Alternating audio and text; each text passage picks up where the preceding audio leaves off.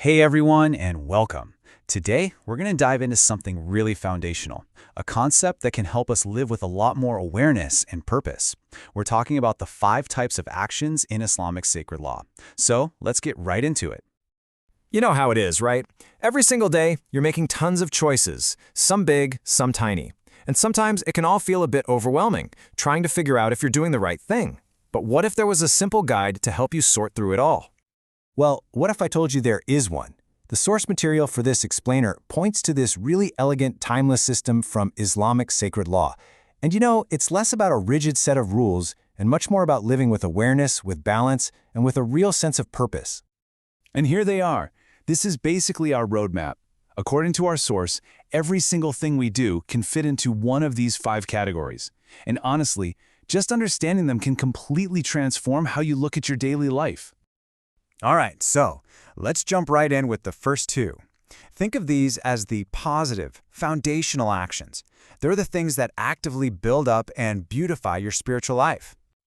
Okay, first up is wajib, the obligatory.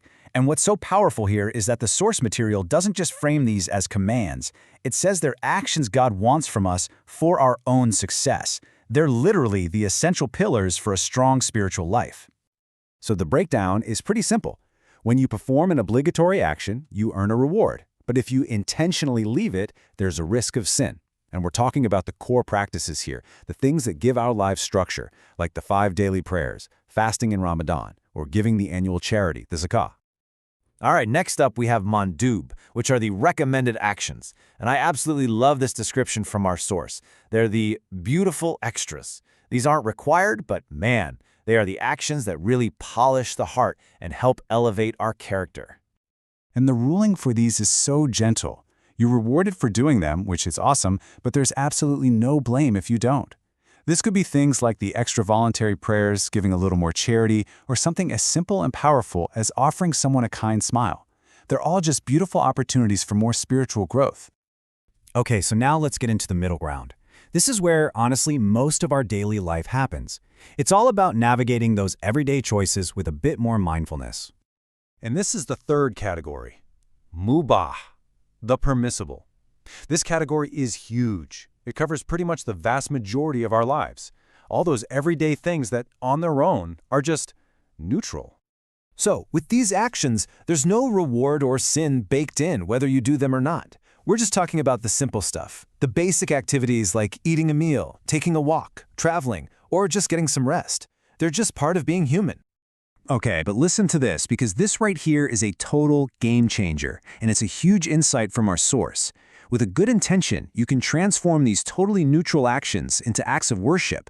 Suddenly, eating to have strength to do good work, resting so you can be there for your family, or walking to reflect on creation, all of these mundane things get a higher purpose, and they become rewarding. How amazing is that? All right, on to number 4, mekruh. These are the disliked actions. They're not forbidden, but it's just better to avoid them. You can almost think of them as a protective buffer zone. And this is where it gets really interesting, right? You don't get punished for doing something that's disliked, but you actually get rewarded for staying away from it. This shows you the wisdom behind it. These actions are like a gentle fence, helping protect you from getting too close to things that are actually forbidden. And that brings us to our final category. Now, it's really important to see this not just as a bunch of don'ts, but as a set of boundaries that are there out of mercy, for our own protection. This category is haram, or the forbidden.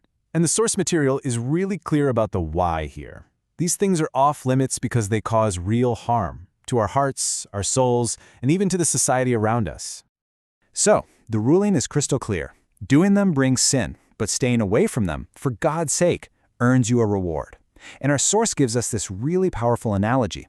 They're like spiritual poisons. Just think about that. They're forbidden out of a deep mercy to protect us from something that's fundamentally damaging. So, okay, we've walked through all 5 categories. The big question is, how do we actually use this? Well, this whole framework isn't just theory. It's meant to be a super practical guide for making conscious, purposeful decisions all day, every day. And this table here, it just lays it all out so perfectly. Just look at the beautiful symmetry. You get rewarded for doing the good stuff, the obligatory and recommended, and you also get rewarded for leaving the stuff that's not good for you, the disliked and forbidden. And then smack in the middle, you have this huge ocean of permissible things, just waiting for you to elevate them with your intention. And really, that's the whole point. Once you have this map, navigating your life just gets simpler. It brings so much clarity, simplifies your decisions, and ultimately, it can help you live with a much deeper sense of peace and spiritual purpose. You see, getting a handle on our actions is really just the first step. Our source material suggests this journey naturally flows into the next big idea, the concept of tahara, or purity. And that's about purifying everything, our body, our space, and especially our heart, so we can feel more connected. So I'll leave you with a little something to think about. Just look at your own daily routine, your morning coffee, the commute to work, a simple conversation. What's one simple, everyday thing, a totally neutral action that you could transform into something rewarding just by shifting your intention behind it? Something to ponder. Thanks so much for joining me.